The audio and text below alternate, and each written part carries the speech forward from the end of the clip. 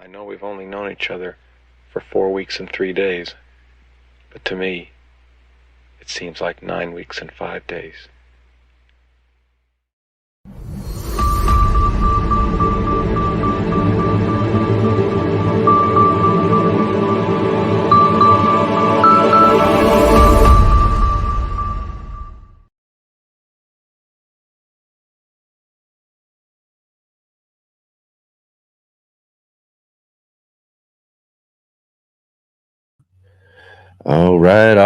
All right. Welcome, all my favorite garden enthusiasts and passionate plant people to the Sunday edition of the Let's Get Growing show here on the Urban Gardener channel. I'm Enoch, I'm your host, and really great to have all of you along here with me for the show this Sunday. We've got a great show ahead of you here today. So we've got some really special guests coming up here in just a few minutes. We've got our good friends Khang Starr and Christopher Brandsdal joining with us for our new Sunday roundtables coming up here in just a little bit. Really excited about this conversation. These two are really good friends. We've been doing this kind of get together each spring, like the first week of spring. We've gotten together to do this live stream together to just kind of kick off our gardening year and just kind of discuss all those things that we've got planned for what's growing on and all of that sort of stuff with everything. And it's just been really fun. I really enjoy it and look forward to it every single year. And so again, too, timing just worked out perfectly for us for our first roundtable for our Sunday edition here. So again, that's going to be really awesome. So definitely stay tuned for that coming up here in just a little bit on the show as well too. And if you are here right now at the top of the show, be sure to hit that thumbs up, hit the like button, and also subscribe to the channel if you haven't already. Hit the bell notification so you can be notified of all of our great upcoming shows and videos on our channel and all of that, as well as share with all your friends. Let all your garden friends know that we've got this really great fun show on the weekends here every Saturday and Sunday, 11 a.m. Pacific Standard Time, 2 p.m. Eastern Standard Time, right here on the Urban Gardener channel. And also, big, huge shout out to all of you who are watching our show on the replay and watching it on your own time. It's a live show. It's fun. I love talking with all of the people here during the live show, but sometimes people just can't make it. And I really, really am thankful for all of you who take the time later on in the week to watch our show as well. So big, huge shout out to you, and get down in the comments and let me know that you're here. Let me know what you've got growing on, and as well as anybody else who's here as well too. Let me know if you got any questions or any suggestions as well too for the show. I love hearing all of that that you guys have in ideas for us. Are there some people you really watch and you really enjoy seeing in the gardening community out there that you'd like to see on our show? Then definitely get into the comments and let us know about that, as well as, like I said, some questions or comments, and especially during our discussion segment in just a little bit here. Make sure that when you're ask some questions, and we will feature those there and ask our guests when they're on with us during the show. So definitely do all that there. And just to let you know too, this next week on our show, we are going to be doing a super hot live weekend where we're going to be talking all about super hot peppers. And the Saturday show, we're going to be celebrating the super hot show on Hulu that they are featuring this year. It's called Super Hot, The Spicy Life of Pepper People, and it stars Johnny Scoville. Johnny will be joining with us on our Saturday show as our featured guest, and another star of the show too, Jimmy Pickles, will be joining with us us on our Are You Following Me segment. So that's going to be a fun show, talking all about that show on Hulu, highlighting the pepper community, just a really fun community that I've enjoyed being a part of as I've learned to garden and grow peppers myself. As you can see there, that's one of my Primatali peppers I grew a couple of years ago. And then on Sunday, we've got with us Smokin' Ed Curry. Now, Ed Curry is the two-time Guinness Book World Record holder for the hottest pepper in the world. He created the Carolina Reaper, and now this year he released the Pepper X with well over 2 point some million Scoville rating. I mean, just completely insane, insane amount of heat in one of those peppers. So, going to be really fun to talk to him about how he grows those and just get really into what it takes to develop a passion for growing peppers like that. Developing them and spending the time to cross and develop these really cool super hot peppers. So it's going to be really fun to talk to Ed Curry as well too about that. So definitely be sure to tune in next weekend for that really fun discussion as well too. And yesterday we had a great interview with James Prigioni from the gardening channel, James Prigioni. So definitely go back and check that out as well. We got to meet Joe and Corky from Grow Big TV. So really awesome show yesterday. So go back and check that out as well. So right on. How's everybody doing? How's your week been? We've been having a really great week around here. Lots and lots of things going on. Lots and lots of projects going on out there. It's the first week of spring. So I've got so many different things that I've got to catch up on coming out of winter. So many things I've got to get planted, seeds started.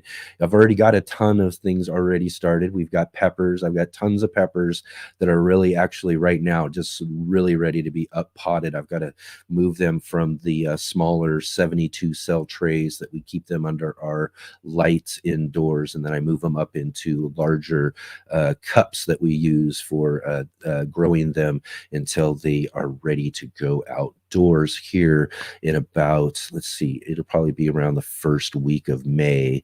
So we're still talking about a month, 5-6 weeks away. So they've still got a lot more growing time. We've got a whole nother light setup for them that we move them into.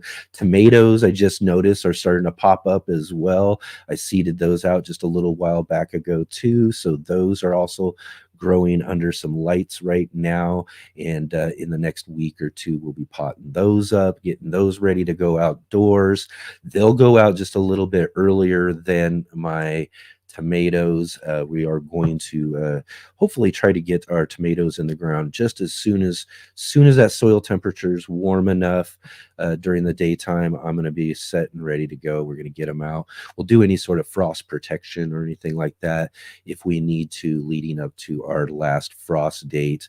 But it's my intention to get them out there as early as possible this year. So hopefully we can get some really good growth, some good root development and all of that before we really start hitting the high temperatures of our late spring and early summer, because that's always just been kind of a wall that I've hit when it comes to growing my tomatoes.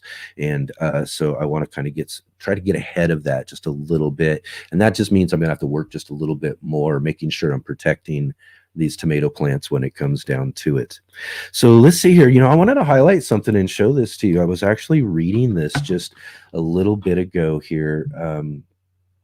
Let's see if I can't get this on the screen with all of us here. I'm going to move that and see if I can't add that here. So yeah, I was reading this. This is an article that I was reading called "Blueberry Strawberries Again on the Dirty Dozen List." This was an article, and they go on to say approximately 95% of non-organic strawberries, leafy greens such as spinach and kale, collard and mustard greens, grapes, peaches, and pears tested by the United States government contain detectable levels of pesticides, according to the 2024 Shopper's Guide to Pesticides in Produce. Nectarines, apples, bell and hot peppers, cherries, blueberries, And green beans rounded out the list of the 12 most contaminated samples of produce. It's dubbed the Dirty Dozen by the Environmental Working Group, or EWG, an environmental and health advocacy organization that has produced the annual report since 2004. Man, and I'm just thinking about this, as I was reading this and looking into what they were talking about here with this, and I'm sure I've seen this and read this list before, but as I was reading that, I was like thinking, how many of these things are things that I'm actually already growing in my garden, and what a great reason to actually be growing some of your own things in your garden. You know what I mean? Um, and avoid any possibility of these sort of things and these sort of contaminants in your food. It just makes me worry even more about things that are out there, for other people, and what we're doing in our food. When it comes down to it, it is in some sense seen as kind of essential because of the mass need of food that we have for such large populations. And in some sense, I mean, I understand that it's hard to really produce large scale amounts of food without doing certain things in order to protect these large crops. But these chemicals and these sort of things that we can, I mean, it's just, to me, it is one of those real primary drivers for why I grow my own food in my garden, why I even grow in the smaller spaces that I've had in my garden spaces, is, even if they're limited, I'm trying to grow as much food as I possibly can for myself, just to even try to empower myself a little bit more against some of the things that go on in mainstream consumerism when it comes to food. And when you start looking at these, I mean, the strawberries, leafy greens, spinach, kale, collard greens, mustard greens. I mean, well, it says grapes. I haven't had really good luck with grapes, but I could. We have peaches and pear trees out there in our container garden, that they talk about. We grow, the bell and hot peppers. I've got a couple of apple trees out there.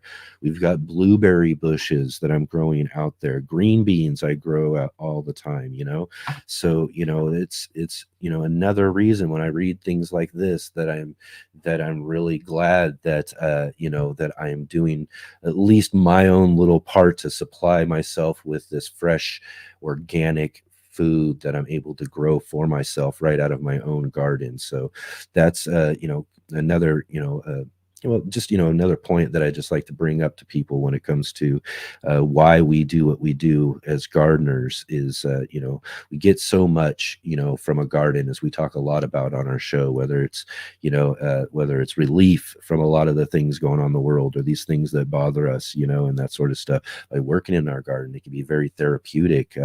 We get all of this great organic food, and we can avoid some of these other real kind of dangers with larger scale commercialized food. So go out there, definitely, and start yourself a garden. You can grow most any of these things in containers that we talked about right there on that list, on that Dirty Dozen list. Most all of them we grow actually in containers. Even those trees, I produce peaches and pears and apples in container trees around my property. So I mean, we can find some space, as limited as it may be, and grow some food for ourselves. So let's get out there and do that, and let's encourage others to do so as well. So we'll be right back here in just a minute, and then we'll catch up with our good friend Mark. He's got a presentation for us from his gardening course, what they didn't teach you in gardening school. So we'll catch up with that in just a moment here.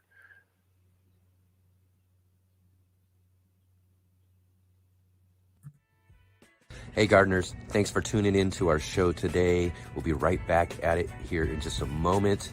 I just wanted to take a second here to highlight our regular videos and features here on the Urban Gardener channel. Our weekly garden journals,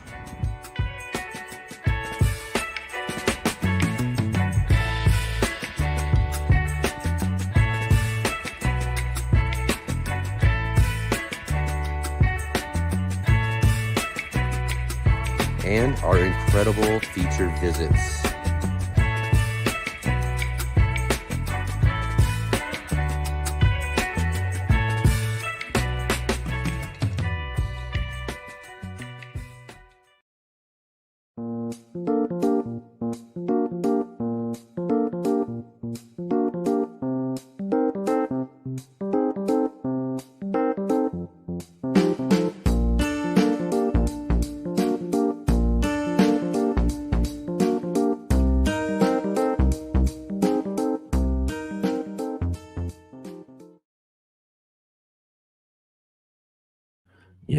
Yeah. What are your favorite things to grow indoors? What are some of those things that you like to grow as far as food? I mean, are there things that you do try to grow, experiment with, all of that sort of things as well too? One of my favorite things, and I grow each and every winter, and I just actually harvested up some of the last ones that I've had growing was microgreens. I grow tons of microgreens throughout the wintertime. It's my favorite indoor food crop that I grow.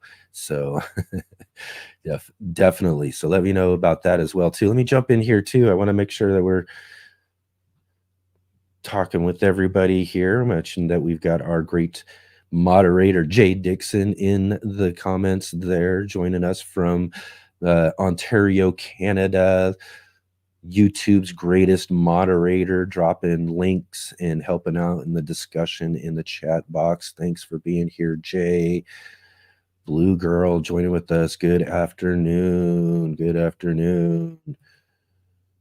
Juju B 2407. Emmanuel Arce, the ultimate gardener in the house. Awesome to see you, Emmanuel.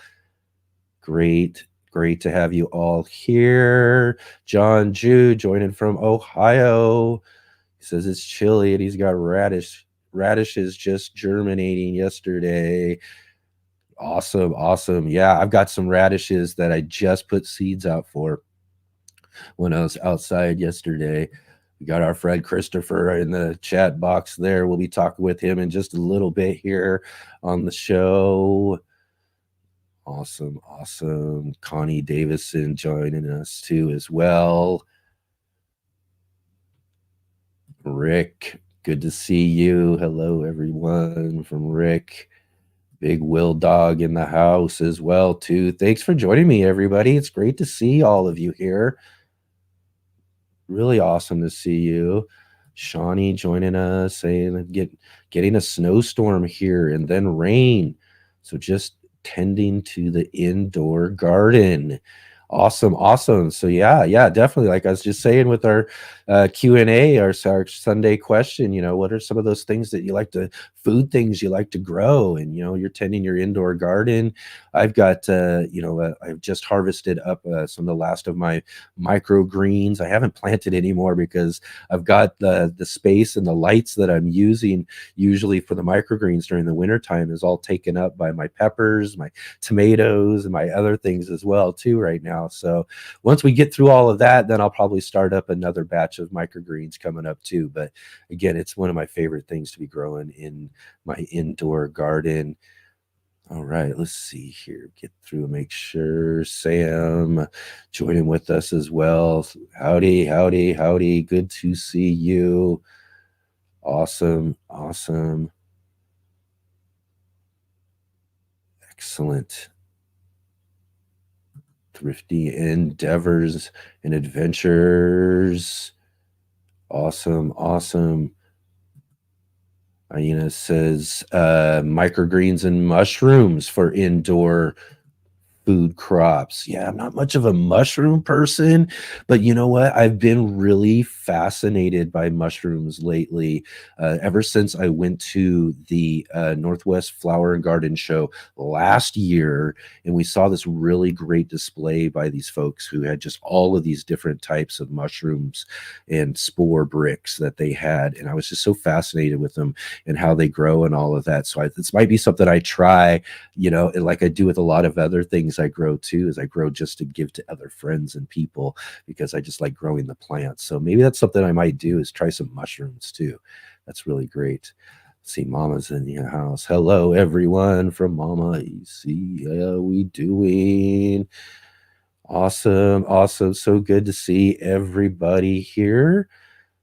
In fact, I almost pop this in here. I better say that, huh? Forgot to put my comment in there. Anyways, great to have all of you here, and great to see you all. And now what we're gonna do is jump right into our Sunday edition segment in the garden with our friend NBC, Mark Boucher Colbert.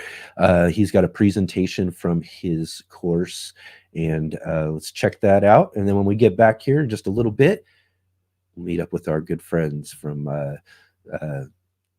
Christopher Brandsdal and Khang Starr here on our Sunday roundtable.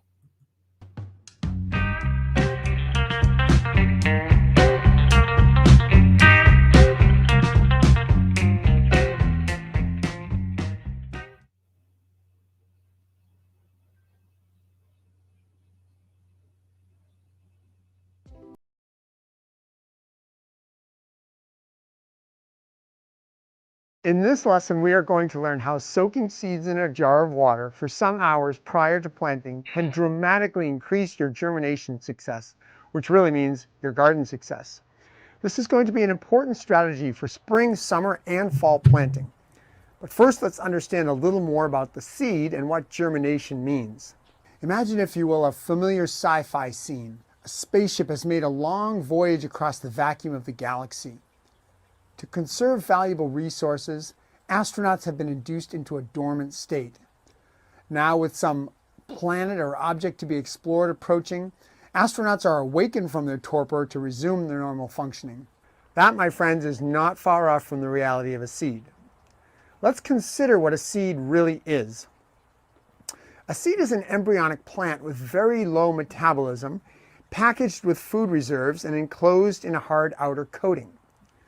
Just like the astronaut relies on the spaceship or space suit for protection from the harsh outer world, not able to walk and live freely until the new environment is deemed safe, so too with the seed. In a world of harsh temperature extremes and varying amounts of water, the seed needs to be confident that it has found a hospitable environment for growth. One of the ways it gains the confidence to slip out of its spacesuit, so to speak, is by being able to take up an adequate amount of water. This process, called imbibition, causes the seed coat to soften and enlarge. If there is enough water in the environment to cause imbibition, then generally that's a signal that there will be enough water for the young plant to set up shop. Also, many seeds have chemical inhibitors that need to be dissolved by water before germination can be activated. Correct temperature is the other crucial factor in seed germination. Too hot or too cool and the seed says, just say no to the grow. You may wonder how the seed knows this stuff. It's basically determined by chemical reactions, many of which are highly temperature sensitive. Water and correct soil temperature activate the embryo to begin to grow, and soon we see the fascinating process of the root and shoot emerging from the torn seed coat. Our plant has begun its new life in our garden. When we plant seeds in the earth, we are relying on adequate soil moisture and temperature to initiate germination, but often that's a crapshoot. For example, in my part of the country, the Pacific Northwest, in the spring, water is abundant because it rains a lot, but soil temperatures are cool. In the summer, we have the opposite problem. Soil temperatures are consistently warm, but we have a seasonal drought, so no rain and soils get dry. Come fall, by the time rains return, it's getting cool again and light levels are starting to get too low to support good plant growth. Planting seeds directly in the ground at any of these times, which means basically any time during the year, may compromise the seed's ability to sprout and or vigorously grow. Sheesh! What's a gardener to do? Practically, there's no good way to warm up the soil, at least if you have a lot of it. And of course, we all know that we can wet the soil as much as we want, but when conditions are dry, that can be pretty time and resource consuming. Luckily for us, we can control both moisture and temperature if we just soak the seeds in water indoors before we plant. Here's how it works. When we soak the seeds for a set time in water, they are literally surrounded by the stuff and they get the message that conditions are perfect for growth. At the same time, if we do it indoors, We are giving most vegetable seeds their ideal germination temperature of approximately 70 degrees Fahrenheit. As you probably know from some paper towel and plastic bag experiments you did back in childhood, you don't need soil to sprout seeds, just moisture and correct temperature. When we soak seeds for a set period at room temperature, we have broken their dormancy, woken the astronaut up, as it were, to start the mission. And the mission, from our perspective, is to grow tasty food. When we talk about soaking, I keep saying, for a set amount of time. And I say that for a reason. Seeds are alive, and as they begin to grow, they both need oxygen to use their food, and they give off carbon dioxide as a cellular waste product. If they can't get enough oxygen or can't get rid of their carbon dioxide, they will die. So yes, you can drown a seed. There's one other cool fact that I've got to share right now that makes this seed soaking tip pure gold. Once seeds germinate at their ideal temperature, which remember is about a comfortable 70 degrees Fahrenheit, the young plants can actually grow in a much wider range of soil temps. That's huge because it means that we can jumpstart the germination process in the cold spring or the dry summer and rely on the germinated seed to take it from there once planted in the perhaps not ideal ground. Let's look at this little experiment I did to prove the point. Here I have 2 containers of pea seeds in soil, which I refrigerated right after planting. In one container, I just put the dry pea seeds in the soil. In the other container, I soaked the pea seeds for 6 hours prior to planting. But after that, they have both been growing at the same refrigerator temperature, about 40 degrees Fahrenheit, which is about the temperature of our soils in the spring. Can you see the big difference that pre-sprouting makes after 1 and 2 weeks? When you pre-sprout seeds, you take on an additional level of responsibility for them because once you have called them out of their slumber, there's no going back. When the seeds have completed their soak and you have drained off the water, that is the ideal time to plant them. But for many seeds, you have a couple-day window in which to plant. When you soak seeds and don't have time to plant them immediately, you'll need to treat them like seeds you are sprouting for a salad. They need to be rinsed with water twice a day and drained immediately. As you observe your soaked seeds, you may notice a small white pointed projection appearing through the seed coat. That is the radicle or baby root, the first thing to break through the seed coat. That's also your warning sign that you must plant soon or prepare to forfeit the batch. As the roots emerge, they will eventually tangle all together, making it nearly impossible to disentangle them. It's a bad plant hair day if ever there was one. At that point, you have to compost the mess and start over. If you plant the ball of tangled seeds, there'll be just too much competition and you'll wind up thinning out most of the young plants anyway. Let me give you another pro tip for dealing with really small seeds. Big seeds like peas and beans are easy to plant after they've been soaked. They are moist, but they don't stick together. Little seeds, like carrots for example, whole different story. While we don't really think about it in this way, water is electrically sticky, and when it touches small things, its sticky power tends to hold them together. If we try to plant the carrot seeds after pre-sprouting, they'll stick to our fingers and each other, resulting in seed all over us and a very clumpy distribution in the row. For small seeds like carrots, I find it helpful to mix the moistened seeds with very fine peat moss or coconut fiber, which then absorbs the moisture and helps the seeds break free of each other and evenly distribute through the fiber. On an unrelated note, sifted coconut fiber has a very calming and soothing effect on the personality. During my teaching days, I have seen some very rough macho types be virtually unable to stop running their hands through the coconut fiber and exclaiming, "This feels so good, I can't stop." Okay, enough talk. Let's review what you need to soak seeds and go through the entire process visually, naming all the equipment you need and exactly how to do it. So I'm going to pretend it's a cool spring day and I want to plant some pea seeds. I know the soil is about 45 degrees Fahrenheit right now, and that under those conditions, my direct planted peas could take almost a month to sprout. A month! And while they are shivering in that cold, dark soil, they may become prey to nasty fungi and bacteria, perhaps never to emerge. I'm going to help them by pre-sprouting the seeds. First, I'm going to open up the seed packet, pour the seeds into a mason jar, and use an elastic band to attach the seed packet to the jar. I like to keep the seed packet handy so that I remember what variety of seed I'm planting. Sometimes I'll also drop a plastic tag in with the seeds, which can follow the seeds outside later when I'm ready to plant. Then I fill the jar up with water and set a timer so I don't forget to drain them. I like to leave the jar on the kitchen counter as a fail-safe. If my alarm doesn't go off, or if I don't hear it when it does, I'm going to come back to the kitchen before the end of the day or before I get going in the morning, and I'll be able to see my soaking seeds and rescue them from drowning. At this point, you may be asking, but Mark, there are so many kinds of seeds out there. How do I know what is the most effective time to soak each? Seed soak times do vary, and a little internet research will indicate how long your particular seeds might need soaking, but a good general range is anywhere between 4 and 12 hours. That gives you a lot of leeway and gives the seeds a lot of what they need. If you're curious about the optimal soaking time for each seed, then you can also design your own experiment, and I illustrate this in the section Experiment Like Crazy. After the soak is finished, if I can, I'll just go ahead and plant them right there and then. If I can't, I'll keep rinsing them 2 times a day until I can plant. If my seeds are small, like those carrots I mentioned, before I plant them, I'm going to mix them with some sifted peat or cocoa fiber, which will allow me to plant them smoothly and uniformly outdoors. Then I'm going to sit back with a big smile on my face, knowing that I've just helped my garden plants overcome one of their biggest hurdles in life, getting going, and that they will reward me for it with a much faster harvest, no matter what time of the year.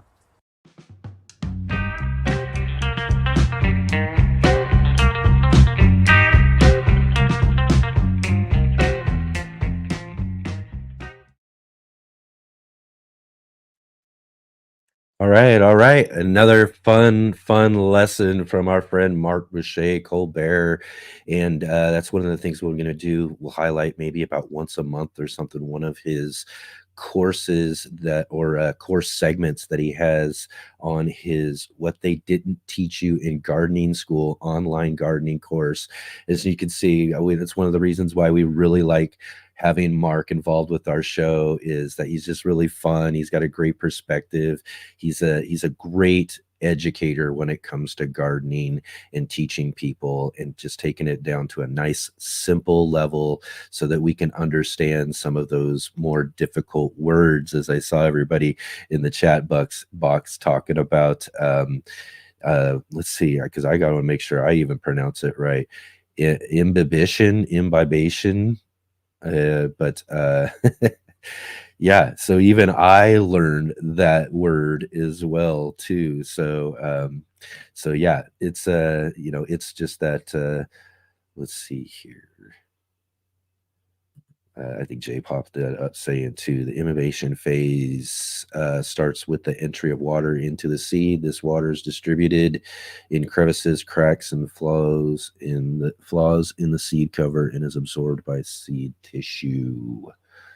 Sam was like, yeah, I didn't know it had a name. Me either. So again, too, great things that we're learning here right on the show from our friend Mark Boucher Colbert. So he'll be joining with us and we'll be doing some sort of in the garden next week. I think we're gonna go into a segment. I'm gonna be talking about peppers. Of course, we've got our pepper weekend coming up this next Sunday. So I'll be talking about some of the peppers and the different things that we're growing as well too. And then we'll catch up with Mark the next week after that. But yeah, and then Jay did put a link for us in the comments there so that you can check out What They Didn't Teach You in Garden School. And I do believe we also have a link down in the description as well. So let's see here. I think we're just about time to go ahead and we'll welcome in one of our guests at the moment. Hopefully our other guest will be joining with us real quickly here. But let's go ahead and bring in our good friend Christopher Brandsdal to join with us here. There we are. Hi. Hey. How we doing? Fantastic. I sent a message to Khang. He might be catching up with some things, getting set up. I'm not sure, but He has kids. He's got kids. That's right. and it's a weekend, so I'm sure there's plenty that he's got going on. So Yeah. we'll just have him join in with us when he comes in here, hopefully pretty soon. So how's everything been going with you? It's great to see you, man. Hectic. Here we are. Yeah, here we are again. It's spring, right? Got to get together in spring. Winter. Spring is still winter for you, right? You really only got two seasons, right? Yeah. Well, I have four, but two of them are not that long. Right, exactly. You briefly see them at all. Yeah.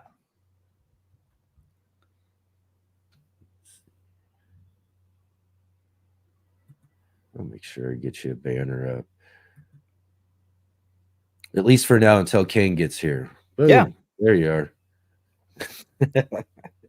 I already had one set up for both of you, but you're seeing how it's just you right now. Yeah, Sure he's probably running late. I think it was late also last time. Right, exactly. Just to rat him out. That's right. Might as well keep with the fashion, right? There we go. Right on. So here we are. Like I said, it's the first day of spring, anyways, whether you're buried in snow up there or some of us are getting our gardening season going. As I was kind of mentioning to you a little bit before we got the show started. It's just kind of that time where things tick up. Even I start to see more people are watching videos and all of that sort of stuff as people are really getting excited for the coming growing season.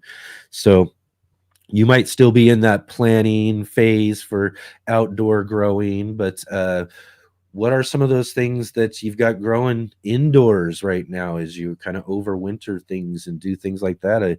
I mean, you're big with the grow room stuff, so I'm excited to hear about some of the things that you might have going on or plan on growing on. Now I have nothing special. I have some galangal growing behind me there in the pot, and I have a citrus tree, and also I have some tomatoes. So I've been picking those every single lunch, and there is just some few things here and there. It's nothing big, but I also started my plants for the outdoor season this year. So I have all my peppers going, hopefully, and some tomatoes also. So I'm starting up the season, but you can kind of feel it in your finger, the tingling of the season nearing, and it's just a fantastic time, even if it's snowy outside and everything is frozen solid. It's still you can see the sun is starting to go higher on the sky, and Yes. it's the feeling of a good start. Yeah, the longer days, the sun staying out, even though we play around with the time schedule on some of that, but it's great to have the sunlight out longer in the day. And then again too, I can also see all around me right now all of the fruiting trees throughout all of the city right now are all starting to come alive. All these flowers, all the fruit tree flowers are starting to bloom everywhere. So yeah, it creates that sensation. We could feel it. It's starting. Everything's coming back to life. Yeah. And wherever you live in the world, it doesn't matter what season, what your season looks like. For you, spring is when things are starting to bloom and things are going. That's more summer for me. And for me, spring is the birds are starting to chirp outside, and you get those days that the sun is so strong that it actually starts melting the snow. And we just have different references for the exact same thing, I think. Yeah, exactly. But so again too, what's what's going on? What you got planned for this year? You got anything going on this year that's I know when we last left off last year talking to you, you had plans of putting together this great grow room. Yeah. And you're all that sort of stuff, and you're really looking into that. So what's kind of happened since the last time we've talked to you and where you're at now? Yeah. When was the last time we were actually speaking? Was it Oh in this autumn? yeah, it was. It was actually just this last. Yeah, it would be this last autumn, fall. I Yeah. had you on as one of our featured guests for the Saturday show. Yeah. So things are happening. I've been crazy bogged down with work as always, but things I to keep me going, I think things are getting better. But Yeah, it rarely gets better. But this time I really hope for it. So my plans for this year, just to take the garden side of things, where I have my greenhouse outside, I'm still going to do a full season there. I've okay. been lucky with my pepper starts this year. They look better than ever, I think. So I'm really excited about that. I'm going to grow very, very few varieties, but I'm going to grow more of each and every one.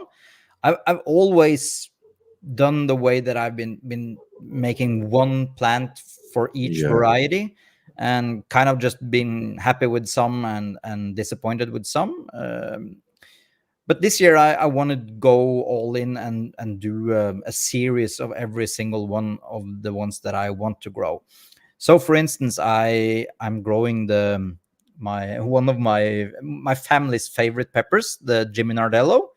We have I think I started five plants that are looking amazing, that are going in the greenhouse as soon as possible. But I think in the end of next month, hopefully within, yeah, almost a month, I would say, I might be able to put those out into the greenhouse. And also, you sent me some seeds years ago for what is it called? A giant monster or yellow the monster? super heavyweight, right? Yes, yes, super heavyweight. Yeah, Super heavyweight. Oh, I yeah. love those. It's a yellow bell pepper that are. I grew one this year. It was seriously this big. It was larger than one of my kids' heads. Oh So my! it Did you was save a, the seeds from that one? yeah, that's what I did. So Oh, I perfect. I have grown. I have five plants of that also going. And what I discovered this year is that that pepper is really good green. So you can harvest it early and just enjoy the pepper without having to wait for the ripening. Not all peppers are great eaten green, but that monster or the that Yeah. plant is just fantastic green. So I'm growing more of those because I want to harvest with throughout the season. So and they also are looking so nice. They're putting out flowers now, and yeah, Yeah, and even growing in pots too, some of those yeah, larger fruits of certain plants don't grow as big as you would normally get when you're growing in a pot. But even that super heavyweight, I grew some few years back. I mean, they were just like you said, monsters. I yeah, mean, bigger, almost bigger than I could hold in my one hand. It was just yeah, they were just insane for a size of a bell pepper like that. yeah. But But so yeah, many people um, are under the impression that it's not worth growing bell peppers because people think that you can get two peppers from the plant and that's kind of it. right. But if you get a healthy plant, you can get so many bell peppers from one single plant. And also, if you really enjoy bell peppers and that's kind of the thing that you want to grow and eat, you should have more than one plant. Because Oh yeah. if you compare the size of a small pepper compared to a giant bell pepper, it's yeah, it's kind of self-explanatory that you can't have the same amount of peppers. But if you spread out a little bit more and instead of growing one single plant, you can grow several, and then you can have bell peppers to eat all season. So Yes. yeah. Grow And also plenty. That's what I say. yeah, and I'm growing some other fun things also. I am growing some sugar rush peaches and some sugar rush stripey and these kinds of things. Yes. And I'm also gonna, of course, have the Carolina Reaper. I'm gonna have some Trinidad Scorpions and some of those because I actually enjoy using those as flakes throughout the season. So Yeah. we actually eat those, but you just have to spread them really thin. Yeah, that's awesome. That's awesome. As I was mentioning to everybody just a little bit earlier, we got our hot pepper weekend this next week for our show, and it's going to be fun to talk to Ed Curry, the creator of that Carolina Reaper, and talk about his new Pepper X. Yeah. So yeah, those hot ones are really fun to grow, and like you said, I might powder some up or something in order to use them as kind of like flakes or powders, and that sort of thing, so I can kind of just get as much heat as I want versus eating a whole pod like you. I just can't do that when it comes to those super hots like that. But I love growing the plants. I love growing out those really cool pods. There's nothing like getting some really cool super hot pepper pods just come to ripe. They're just Yeah, but really they have fascinating looking pods. yeah, and the taste is completely different. So you are not Mhm. experiencing the full range of pepper Yeah. taste unless you taste one of those peppers. But you really need to condense it down, not to have too much at one time. Yeah, You need sometimes to. that heat can just overpower any sort of taste, huh? Yeah, but if you just use a little bit when you're making hot sauces or salsa or something, just put it a Mhm. little bit in. The Yeah. taste is there, so you can get the taste without all the excessive heat that you get from it. Yeah. It's like the 7-pot peppers. I always loved the name, the 7-pot Yeah, peppers, because it's 1 pepper for 7 pots of chili is yeah, how I've had it explained to me. So you only need 1 for 7 pots, yeah, meaning you only need a seventh of that pepper for just 1 pot of chili. yeah. Just a little bit will do. And I would say that also sounds reasonable if I'm thinking of how much I would use myself from Yeah. those super hot peppers. But Mhm. it's very strange, and people take the peppers differently. For instance, for me, I get knocked out by jalapenos and those regular chilies. What's they Yeah. called? The red Like ones. like serranos or Yeah, something like that. Yeah, I, I get serranos, I get cayenne. knocked out from those cayenne Yeah. peppers and stuff like that. Those Mhm. are real killers for me. But they are capsicum annum, and I don't handle that too well. But what I Yeah. do like is habaneros. I can eat Oh, wow. habaneros. I eat habaneros almost every single day, yeah, at dinner time. Yeah, So, yeah, so it's a different burn, and my body reacts more pleasant to that than to the capsicum annums. So yeah. it's really different what people think of. So you probably really like those Sugar Rush Peach then too. Yeah, and those are Bacchutums, but they are strong. But I love Yeah, them. It's a snacking yeah, pepper. It's something I can handle a little bit of, so I can go out in lunchtime and grab a Sugar Rush Peach without being just devastated. So Here I see something that Jay was mentioning too, and I'm reading it and I'm thinking, wow, can't believe I didn't mention this. But Jay is asking, can we explain briefly to new viewers where our locations are? So I don't think I mentioned that Christopher's joining us from the cold, snowy mountains of Norway. And hopefully we'll get Kang in here. Maybe he's really got something going on here, and he joins us from Texas when he comes in. And then I'm in Southern Oregon. yeah, so all over the world. It's a worldwide show today for sure. Definitely some real different growing environments too Yeah, between the three of us. Mine being just a little bit more Pacific Northwest, warm, and he's more, like that Texas hot, and yeah. you've got the cold, snowy mountains of Norway. So But the fun thing is that we all grow the exact same things. right, Yeah, exactly, and it really goes to show that there's we can all really grow these similar things almost anywhere. It's just, some of us got to do a little bit different things in order to attain those sort of successes in growing. Yeah.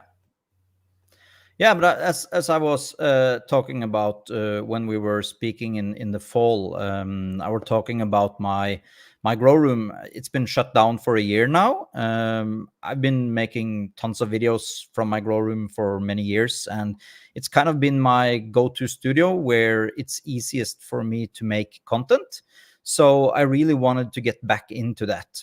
And my plan was to rebuild the existing grow room that I have. It's about 30 square meters, so I think that's 300 square feet or something like that.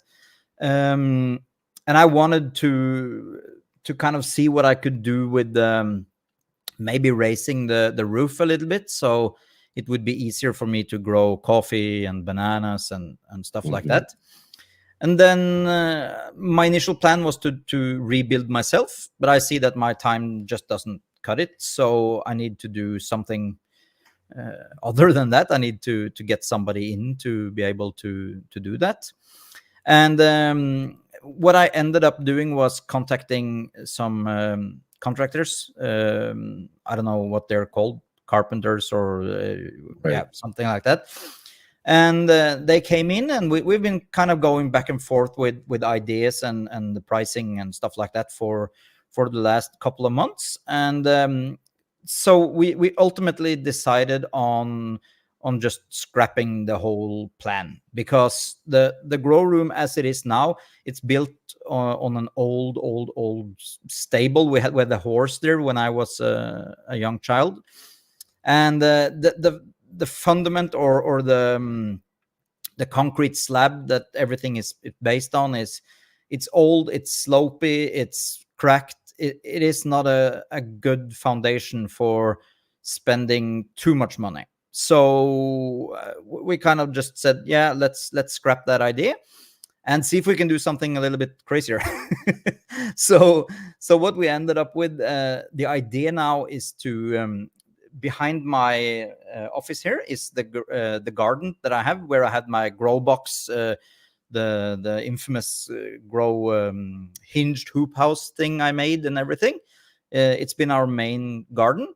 That thing, that area is now going to be slabbed, and I'm going to build a complete new building with higher roofs. And as I'm going, I'm making more and more crazy ideas, but I'm thinking something in the line of 500 square feet, which is 50 square meters here in Norway. And I'm thinking of making it a really square building that is much taller than regular roof height inside.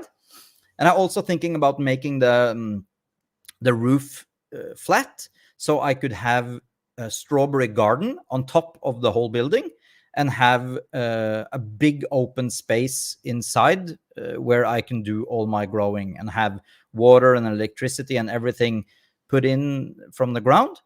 And I've also been thinking about having a large section of the floor be missing and just go straight down into the dirt, so I can grow avocados and I can grow mangoes and all those types of things that have massive root systems that could be grown inside, but still be connected to a larger reservoir of dirt.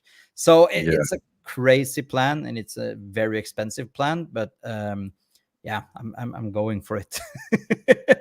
So construction is going to start now when the snow eventually goes away, and hopefully the building will be ready by next year. Right on. Let's see. There was a question a moment ago, kind of following along with peppers. We were talking about what's the best bell pepper. They say they're in 6A, love thick, heavy walls and green for northern areas. Yeah, well, I mean, that super heavyweight, the one we mentioned, is really great. If you get your hands on some of those seeds, that's a really great one. Yeah. Another like big one too, I got from Baker Creek a few years ago, called Yellow Monster, was another one. Cool. It's more of like a longer type of bell than the traditional bell pepper, but those are really, really good as well. Yes. There is a lot of good bell peppers. I really don't remember. I made a video about one some years ago, and it was I think it was a Lebanese bell pepper or something. Mhm. But that was a little bit thin walled. But it was really fun because it was so different, but still had the good qualities of a bell pepper. So. But there are Yeah. so many different varieties. But I think that if I can find one that is very good green and very good ripen, then it's a winner for me either way.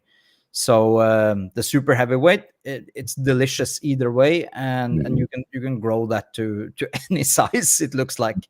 Yeah, So exactly. Exactly. And another one I really like too is kind of a smaller bell.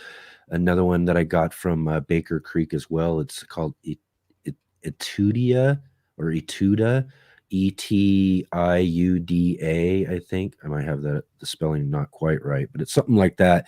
That yeah, one is really delicious, like and very thick walled, very juicy. I love that one. That's one I'm going to try to be growing most each and every season. yeah, And then there's one called Lesia, Lesya, and okay, Lesia is like a heart-shaped type of pepper, really sweet, really deep red, almost a dark color to it. Almost just looks like a heart growing on the plant. And those are also very sweet, thick-walled, delicious as well too. So they're not quite bells. The Etudias are more bells, but they're just a bit smaller. But those are really, really good varieties as well. I just need to show the. Oh, sorry. Oh, oh, oh, The oh one that I yeah, look at that. Dude, that's as big as your head.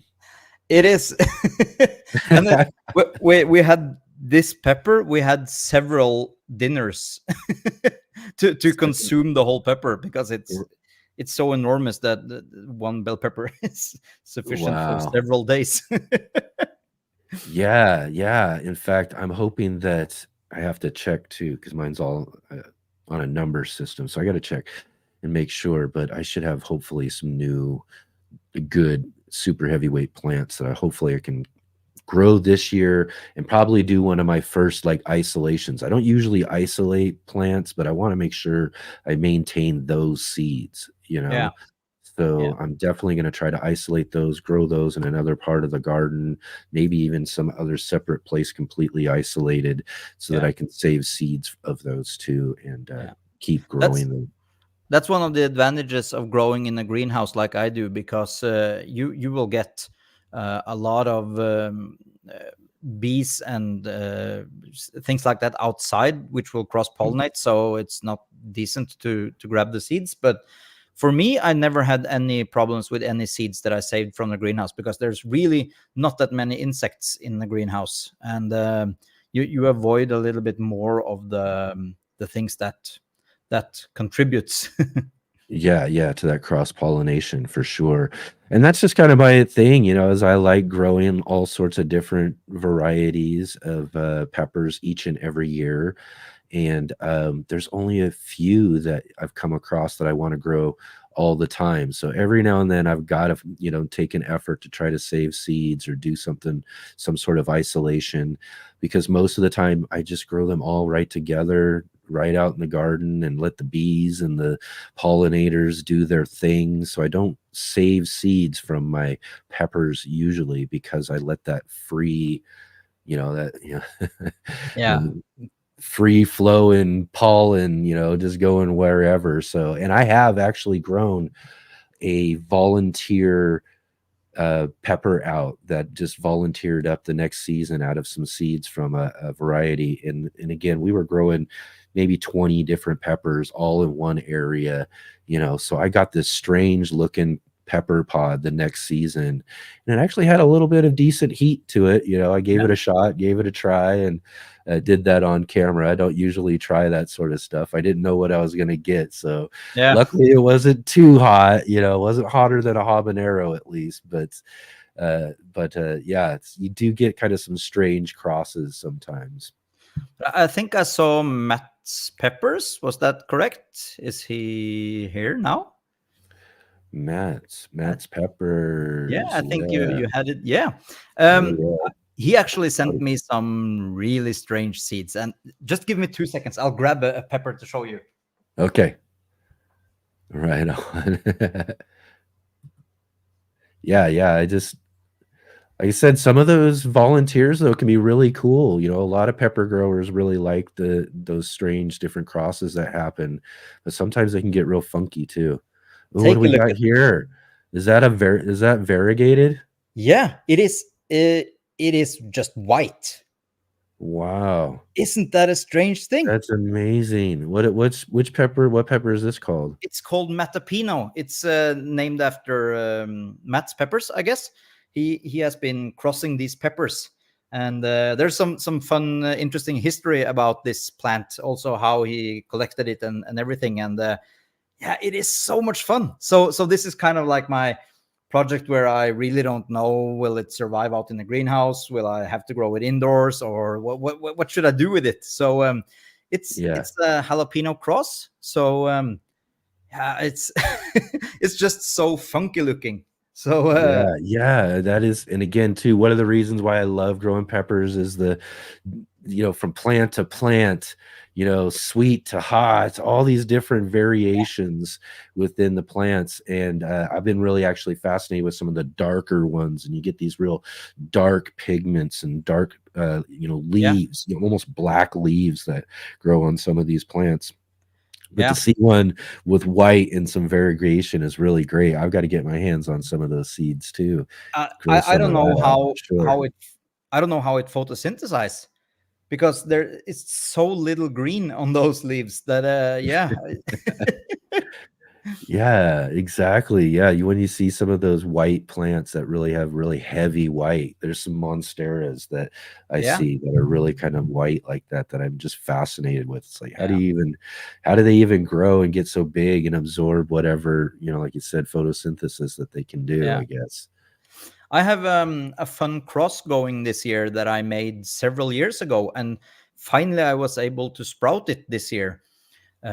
It's a cross between a shishito and a sugar rush peach, which Oh, almost isn't supposed to be possible because yeah. they're from two different families. So the shishito is an annuum, and the sugar rush peach is a baccatum. And it's really hard to get viable seeds from crossing of those peppers. And when it's sprouted, the seed leaves, which are normally kind of pointy, they were Yeah. completely round. It looked like a clover or something. So Oh, I'm really excited to see what's going to happen with that plant and how it develops. yeah, yeah, that's very interesting. You'll have to keep me posted on that. I'll be keeping an Yeah, eye on your Instagram. You got to make sure you put some pictures of that for sure. yeah. But yeah, definitely. Let's see here. We had a question here, another pepper question that showed up here. Darth X was asking, how do you get pepper plants to double their production? Now, again, I'm not sure, there's some methods of like some people talk about topping plants so that you can multiply their stems and all that sort of stuff. Is there anything that you've found in pepper growing that you've noticed more production out of a plant by doing something? Yeah, definitely. Have an older plant, so start it way sooner and maybe trim it back. That really isn't a large problem. Just keep it going for a longer period of time. That's the way to start it for me. But to Yeah. really achieve larger yields, it's all about the amount of soil you can provide for the plant. When I grow in containers, it's really hard to get those enormous plants. But when I grow it in ground, I get plants that are way taller than me also in the greenhouse, pepper plants. So that's really isn't any problem. And also I've been growing indoors where I've collected almost 1,000 pods from one single plant grown indoors. But that's Wow. also just about the amount of soil, or in some cases also grow hydroponically in water. Yeah. It's all about providing that, because the plant will not exceed in size where it really needs the root area to be able to grow. And I've seen some fun videos. I was looking at what is it called, the Naga Morich, or what's it called, a pepper grown Yeah. in England. There's a video on YouTube where they have grown it in greenhouse, and they have several different plants from the same start grown in different container size. And it is amazing to see the difference in size and yield that you get from the container size. So Yes. they grow, the largest one is grown in 300 liter container, which is a huge thing. But Yeah. they harvested, I think, 10,000 peppers or something from one plant. So or if it was more, I really don't remember. But it is, yeah. So search up Naga Morich in on YouTube after this Yeah. video, and yeah, it is astonishing to see how large you can grow those peppers, and the yield you can get if you provide the manure and soil and everything. So yeah. Yeah. Again, too, a lot of things come down to soil, and again, what we're doing and allowing for root structure development, and the size of the containers really matters a lot when it comes to a lot of them. I mean, you can get, and believe me, I get plenty of output from my pepper plants that I grow in just the 5-gallon wicking earth buckets that we grow. But if I was to have a 10-gallon, or if I was to have a 20-gallon, I could definitely increase my production for sure off of our plants. And then again, too, like you said, is also pushing them. Peppers are something that can be perennials. Yeah. That we don't think about, that we grow them mostly as annuals, especially, if for outdoor growing in a lot of regions, it's just not going to overwinter. But if you have the ability to bring a plant indoors, put it under some really good lights during the winter time, you can extend the growing season into another year.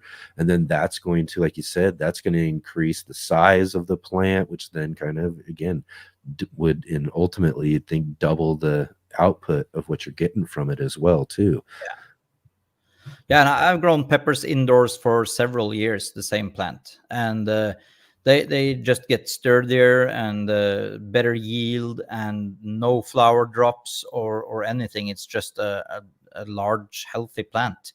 So the best thing to do is, of course, have the plant outside the whole summer, and cut them all the way back. You can just have a stump of this size, and just Mm-hmm. bring it inside, put it somewhere not too warm, not too cold, and it really doesn't need that much lighting also, just Yeah. to overwinter them. You can do that like you do with some other garden plants, and just put it outside again next year, and if it sprouts back, then yeah, it's gonna Are be you beautiful. taking and removing all the soil before you're bringing it No, indoors?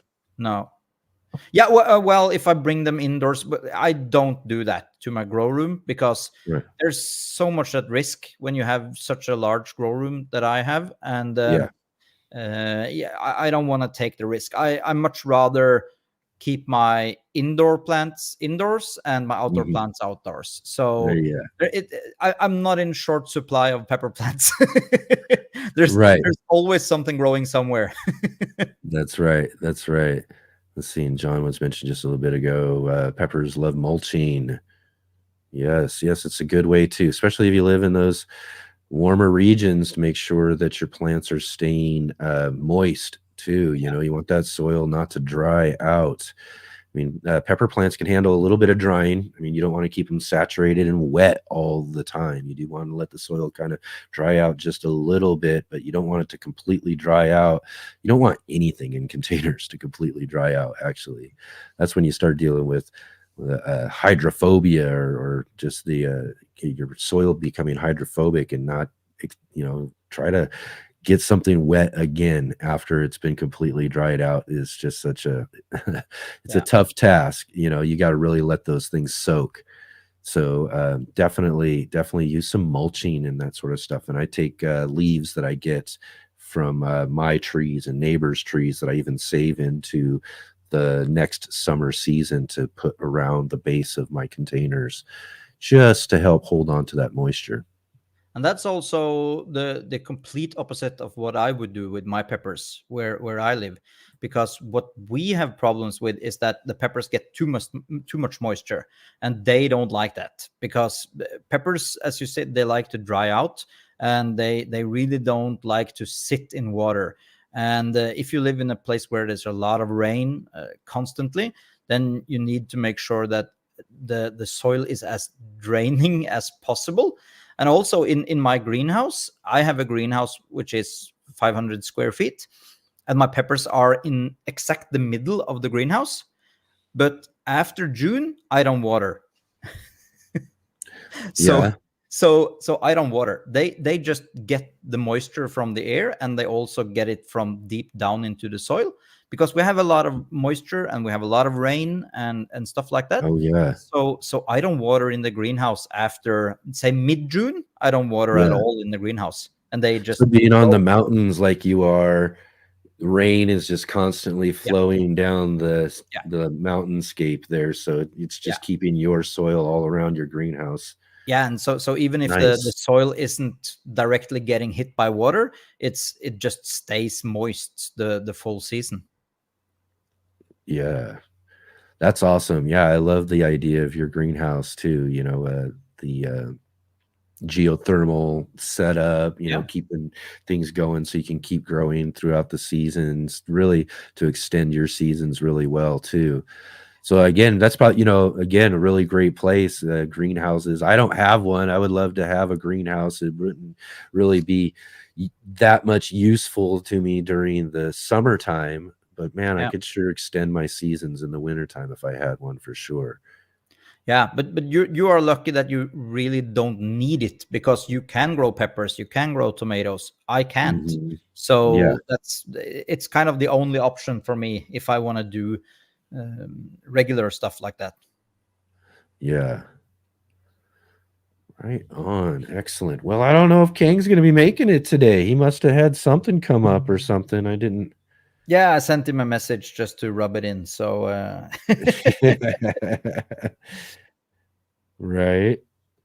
I think he just forgot about it. He might have just forgot. I did send him a message the other day though. Yeah. So I don't know. We'll see. Yeah, That's all right. That's all right. We'll talk with yeah, we'll you. manage. I guess that's just another excuse for us to do it one more time. That's right. That's right. Again, we'll have to just come back together again too. We're definitely gonna make sure we do that. Anyway, so what else we got growing on? I mean, you excited about anything this year? You got, yeah, I know we talk about getting back into doing videos and things like that. I remember last time you were saying you were working on a few. Yeah, I've been working on a few, and I have one. I'm my new channel is starting just right about now. Which is the electronic things. I've been back and forth a little bit with Khang on the new Botanium grow system I made. I sent it over to him, and he was gonna put it into his system, and so we're just about doing that. So there's gonna be more of that, and hopefully in the summertime I can get some more spare time to be able to get back into the videos. But I am all my excitement lies around the new grow room that I'm going to make.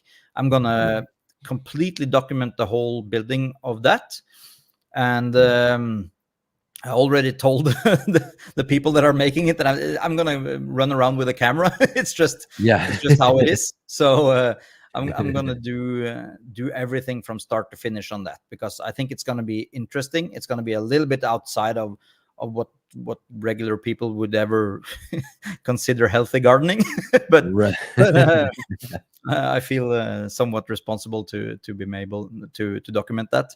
And also Yeah. the things that I will be able to do there is it's gonna be completely crazy.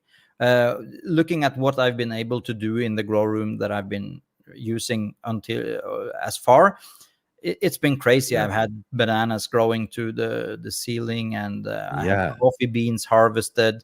I have guava, all sorts of things, and just to think of a space where I would have almost double the size in area, Mhm. and also almost double the height in ceiling height. Yeah. It's gonna be awesome. It's gonna be crazy. So I'm fortunate enough to be able to do that from my office space. So Yeah. yeah, I'm just gonna run with it, and it's gonna be awesome. So I will definitely be back with a lot of videos on that once I get into the construction of that. It requires a lot of time. That's why I have to tone down the rest of the gardening, because I need to focus on getting back into that whole thing. But once Yeah. I'm there, it's gonna be freaking awesome.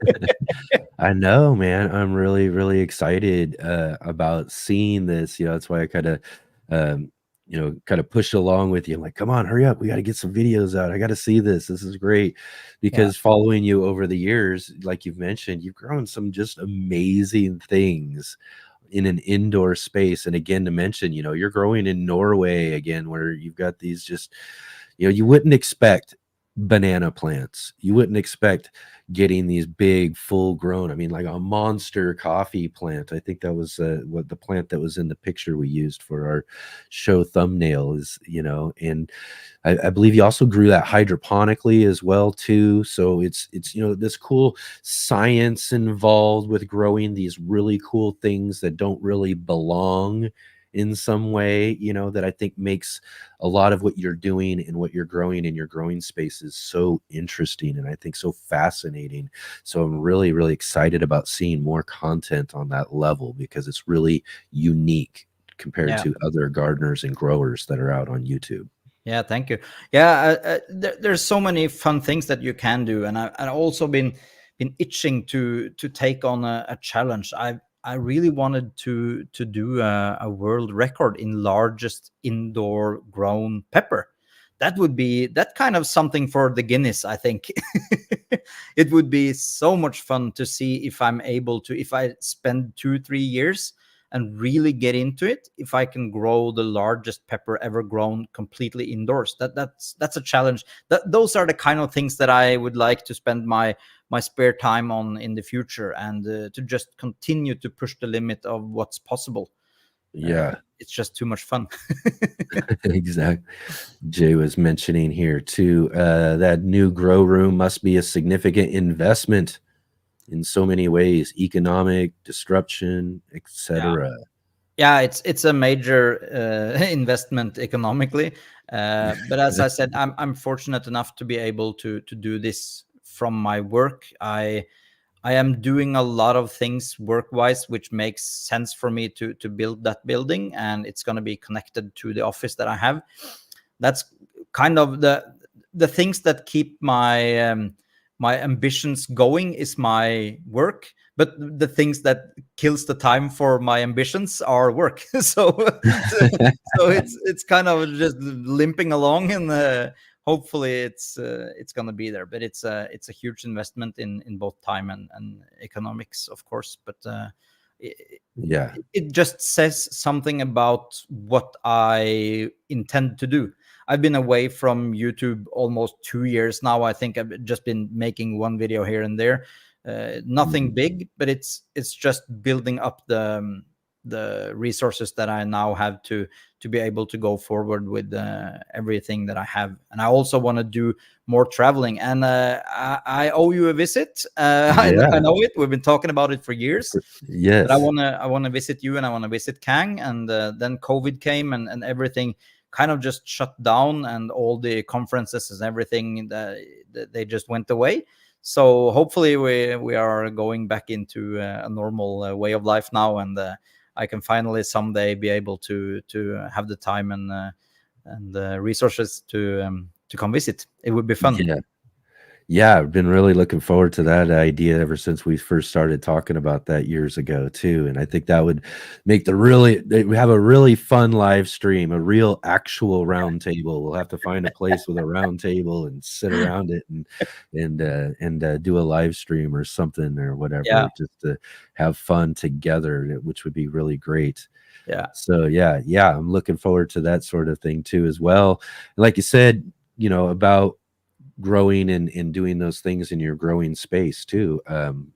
It's just, again, like I said, I guess the idea of just having these really cool things and showing this science level, and that's kind of what I wanted to ask you next too, because when you get into you talk about your work, but you do a lot of like the engineering or the technical stuff.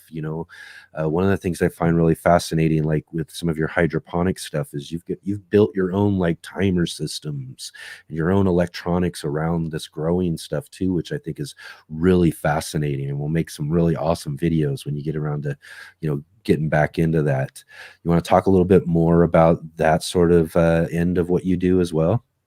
So I started a series last year, and my ambition grew throughout the season, so I wasn't able to do the rest of what I intended to do last year.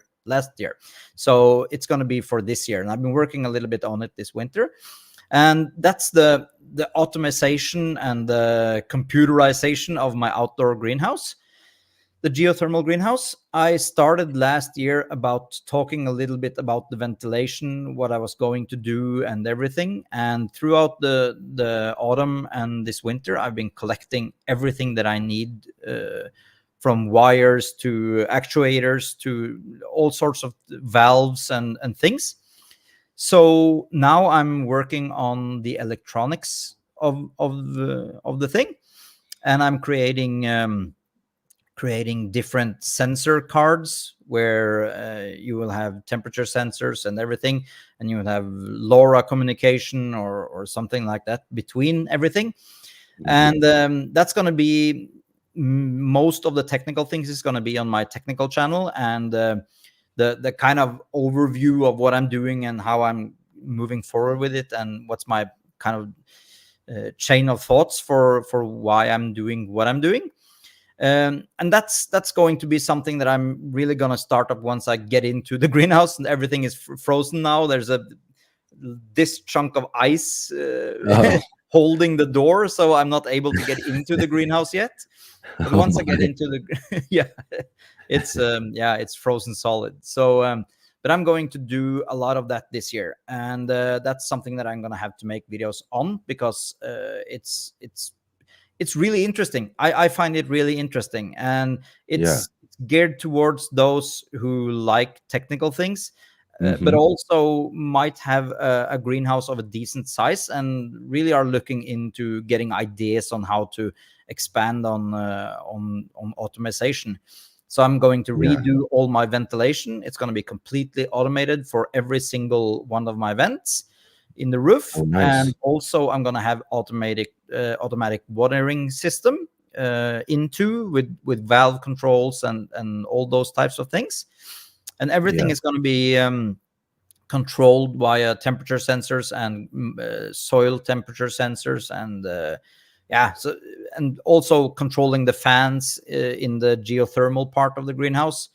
So there's a tons of things going into that, and it's way above necessary, but it's something that I enjoy testing my brain on, and I feel like once I get the main computer completely built, it's actually going to be interesting for a lot of people, I think, to have the that kind of greenhouse brain that is completely designed from ground up to handle watering system, fan controls, and ventilation systems, all those types of things that people are doing this and that, and they have 10 systems to do everything. So I think that sort of stuff is, really, like I said, for those who are really tech minded, those who can, really hands on themselves with that sort of level of, technology and abilities.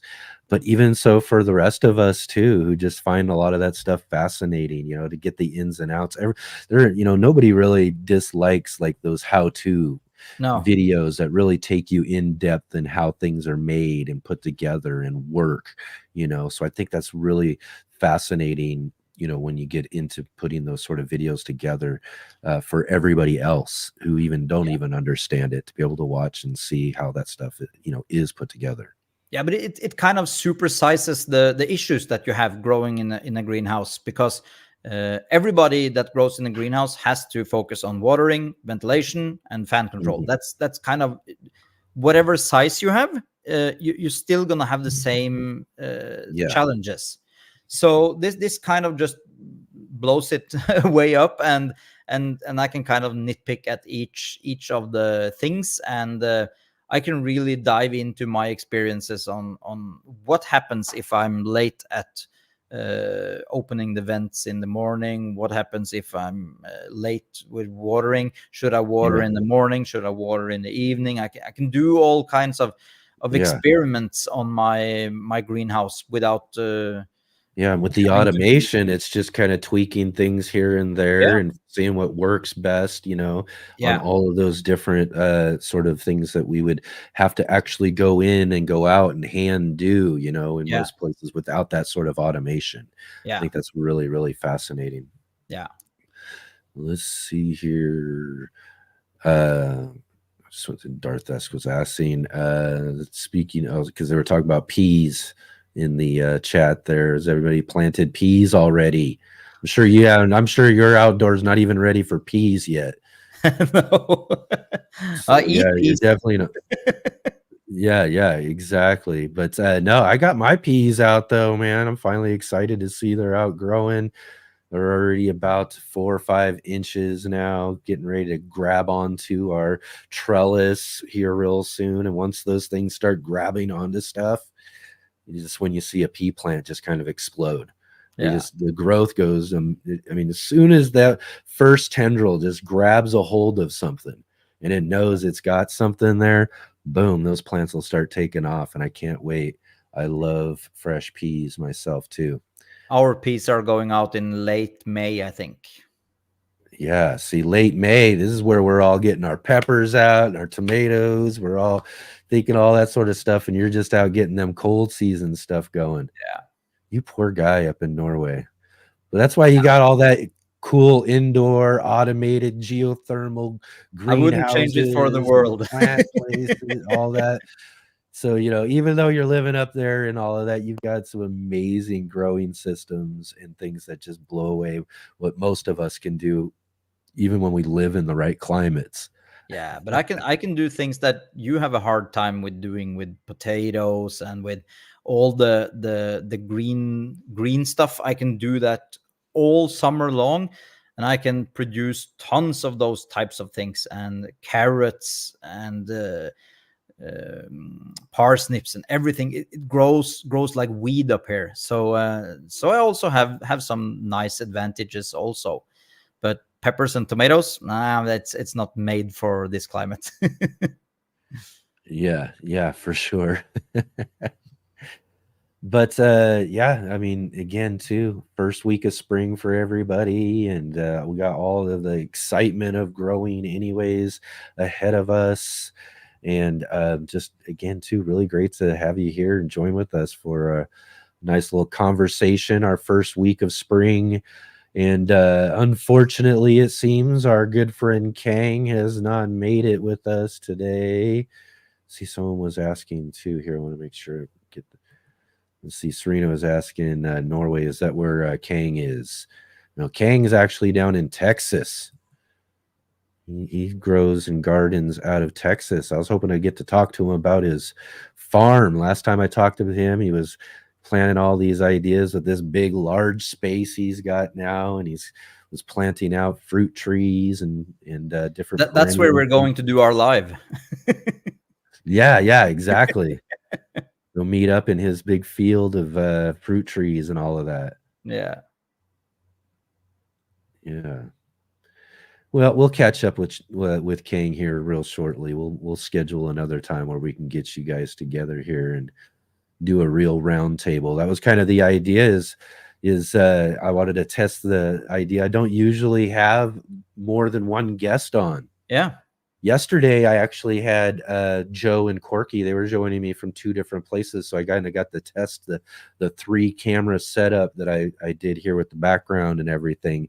So I was Yeah. really kind of looking forward to really really testing the round table idea of what we're doing here for the show. But we'll just have to do that a little bit later.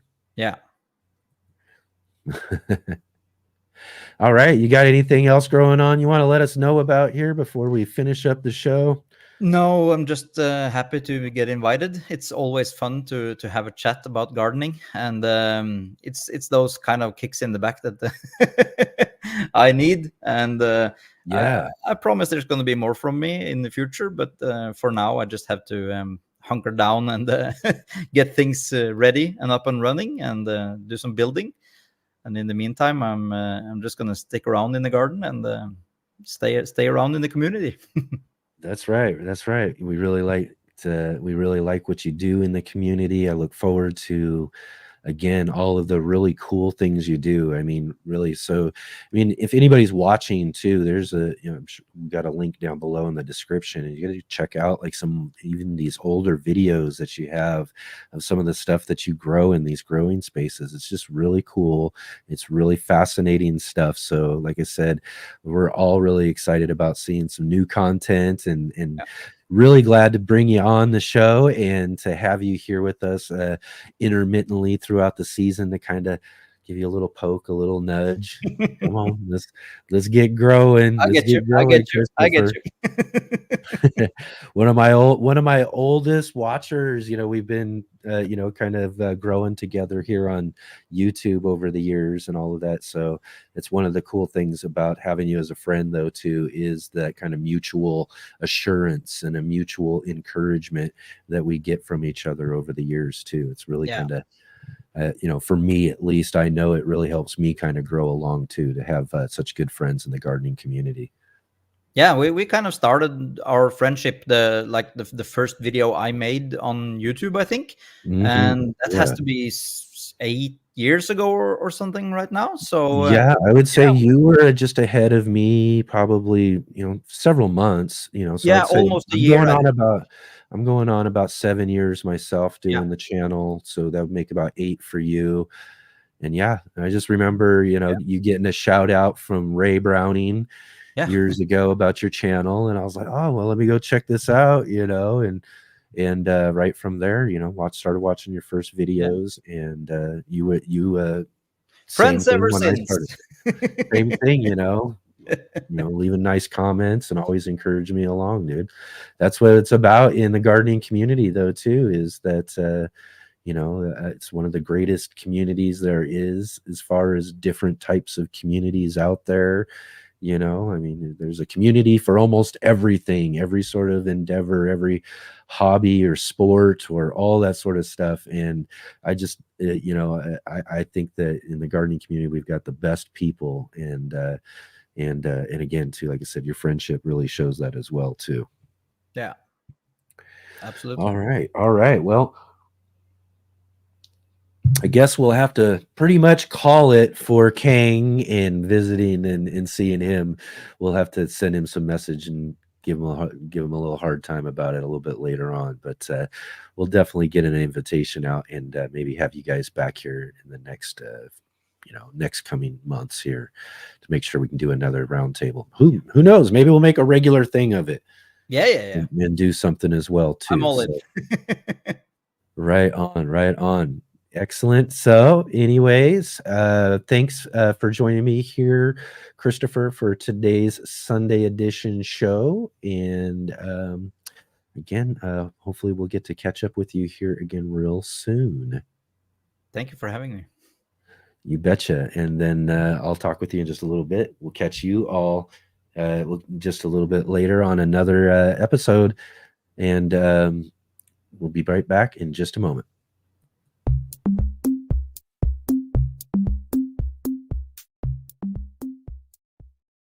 Let's Get Growing is sponsored by IV Organic.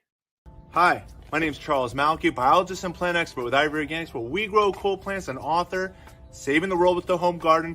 Ivory Organic 3-in-1 Plant Guard has 7 natural oils that protect your plants, not just from the summer heat as well as winter cold, but also protects your plants from damaging insects and rodents. The oils in the product include castor, cinnamon, clove, garlic, peppermint, rosemary, and spearmint. These oils are natural insect and rodent repellent oils, which are encapsulated by the base powder, offering your plants months of protection at a time. 1 application per year will suffice for protection against damaging summer sunburn and winter sun scald, but if the target is pests, application as much as 2 to 3 times a year may be necessary.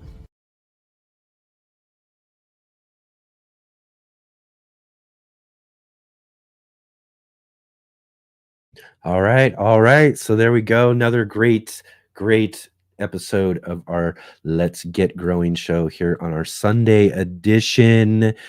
We unfortunately didn't get our third guest, Khang Starr, with us today for our roundtable, but maybe next time, as we mentioned, we'll do that as well. But thanks to Christopher Brandsdal for joining with us all the way from up in Norway and letting us know what he's got growing on in his gardens. And look forward to seeing some of the things that he's got coming up. And you can check in on his channel, like I said, in a link down below in the description. So let's see here. If you got any last minute questions or anything like that, jump in real quick here as we wind down our show for the day. There was a question that was asked just a little bit earlier. Let's see here. I'm not sure if I really got an answer for this, actually, but I did want to mention that they were asking, and maybe someone else might have an answer too. Serena Norell was asking just a little bit earlier, what do you do to encourage more female squash flowers and male flowers at the same time? I mean, because don't you notice that when you're growing your squash that it just seems like you've got tons and tons of the male flowers? And for those who might not know, your female flower is going to be the one that kind of has the little miniature fruit. You know, you can see the budding fruit kind of right underneath of where the flower is. And your male flower is just going to be a straight stem to a flower pretty much. And it just seems like that whenever you know, you've got tons of male flowers, you've got no female flowers. And it seems like that with all sorts of squash varieties. But ultimately, when it comes down to it, I used to worry about that a lot at first. And you can, what you can do, you know, when you're getting those you know, as you're getting the female flowers and stuff, you can immediately maybe hand pollinate and do things to make sure that you're going to get fruit off of them. That's something I've done as well too. But I've grown some squash varieties, you know, the ones I really like spaghetti squash, butternut squash, these real vining varieties. And ultimately what I find out is I end up by the end of the season with more than I really need anyways. So when it comes down to it, I just kind of let them do their things and I grow more plants and then just to make sure that I am getting what I need to get to.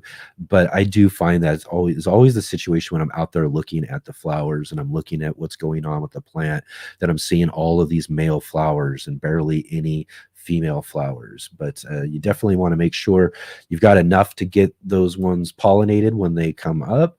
And it usually seems to be the case ultimately for what I grow. So really in the long run, I don't really kind of pay too much attention to it when it comes down to a lot of the different squash varieties that I grow.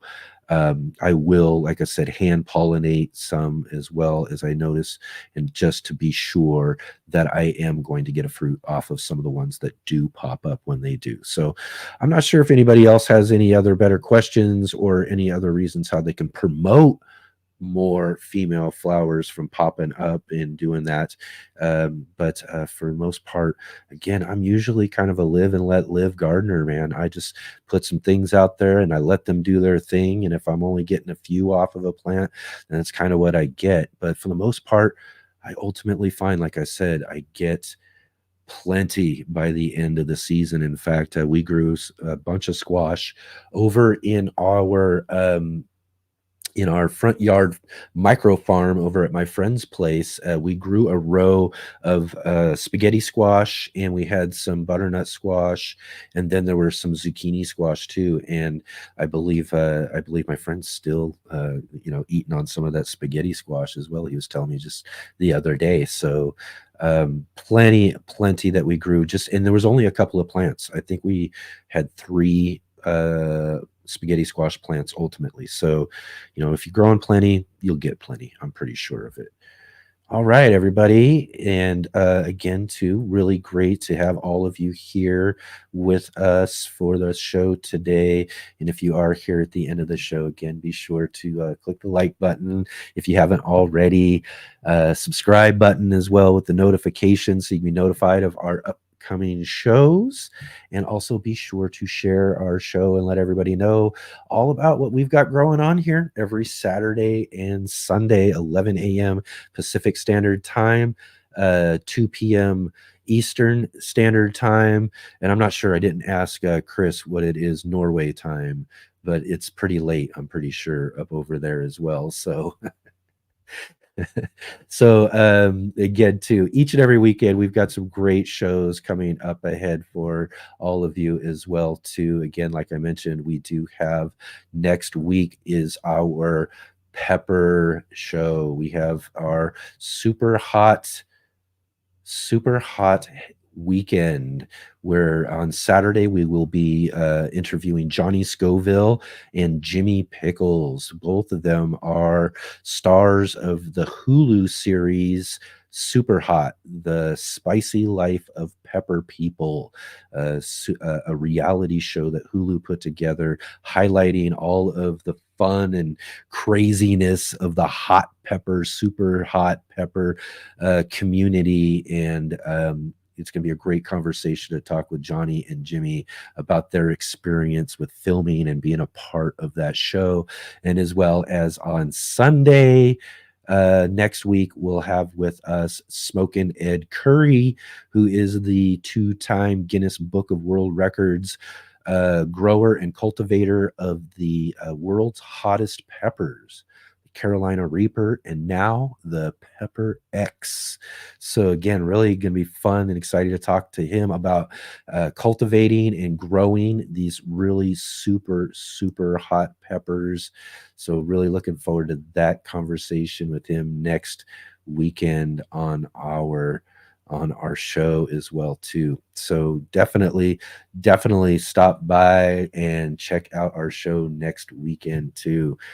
So definitely, let's see here real quick. Oh, Jay was saying Norway time. What is it? Oh, I think it might. Isn't it even later than that? I'm sure it's later than that even. Right? Well, I bet you it's 5 hours ahead of where you're at, Jay, maybe. I'm not sure.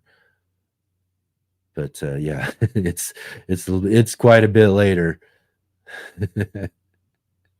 Right on. And and Serena was just asking too, as we were talking about, is Johnny Scoville the creator of the Scoville pepper heat scale? No, Johnny is not. Johnny is actually kind of, he created this name and this persona for himself as he developed and built out his channel and his online presence as a pepper tester, basically pepper tester. One of the things you get with his channel, and if you're watching his channel, it's called Chase the Heat. He's always testing out pepper sauces and different peppers. I mean, this guy can eat like platefuls. I've seen him eat dozen or more like Carolina Reapers in a sitting. He does these hot pepper eating competitions, testing out extracts. If you want to, it's one thing to eat one of these really super hot peppers at 1 million plus, almost 2 million. And I guess with the Pepper X, 2+ million, in fact 2.5+ million Scoville ratings on that Pepper X. But it's one thing to kind of eat those, but then you can extract that and get these extracts that are in the 10+ million Scoville heat ratings on those. And he'll taste and taste test those and all of that. The guy is just impervious to capsicum, which is the heat element in the peppers there too, that they use for that scale, and he just doesn't seem to be bothered by it at all. So I really he's really fun, and I really enjoy his channel and what he does with his content and everything. So yeah, it's gonna be great to talk to him about that. But there was another guy, and this was, I think, years ago, maybe even 100 years ago or so, maybe. I'm not sure exactly how long ago it was. I think it was Wilbur Scoville. I'm not sure if I'm remembering that correctly, but he was the one who was what the Scoville heat scale was named after. So Johnny just basically uses that for his last name for his channel and online persona and everything. But great guy, really awesome, really looking forward to talking to him next week as well too. And then Christopher jumped in there to say as well too, it's we have winter time now, and you have moved to summertime, and he says usually 9 hours between me and him. So me on the Pacific Coast time here, that's 9 hours difference for us. So yeah, he's on just a little bit later than I am. Oh, and let's see, Sarita was popping this little joke in here too, because we've been talking about peppers. And did you know that peppers are half peas?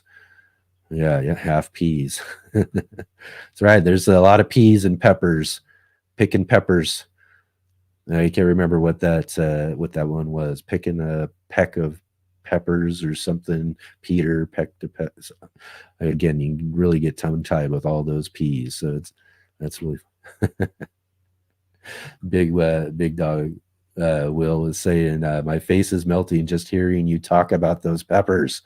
Yeah, there's really hot ones out there, and especially that Pepper X. So again, like I said, really excited about next week's show. So definitely come and make sure that you're joining with us next week for some really fun and exciting talk about super hot peppers and peppers in general. We're just going to dig into that. Again, one of my favorite things to grow. So it's going to be really fun to kind of highlight some folks in the pepper growing community. So definitely look forward to that. And again, thank you so much, everybody, for joining with us here. And like I said, be sure to click the like button as you're heading out. Go and check out our sponsor, IV Organics, at ivorganic.com. Use our code GROW10 in their shop. You got to get some of that 3-in-1 plant guard if you don't already. And then before we go as well too, I want to make sure to let you all know about our gardening community on Facebook, at our Facebook group, the Let's Get Growing Gardening group. You can find a link to that right down in the description as well too. So be sure to follow all of our links down below, and we'll see all of you on our next show this next weekend. We'll see you next weekend.